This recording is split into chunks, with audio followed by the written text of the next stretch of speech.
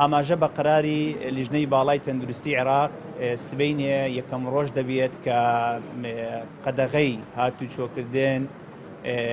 ئەتوانین بڵێن نیوەی هەڵدەژیرێ، واتە لە کاتژمێر 6 بەیانی تاکو 6 ئێوارە ڕێگەوبانەکان ئەکرێتەوە و ئیشوکارەکان کەوا هەمووی بە ڕێنمایەکان تۆزێکی دیکە بڵاوە بێتەوە لە ڕاگەیاندنەکان دەتوانن کارەکانی خۆیان بکەن. ئەوەی کە بە نسبەتی ئێمە گرنگە هاتوچۆی هاوڵاتیان و هاوڵاتیان بچنەوە سەر ئیشوکارەکانی خۆیان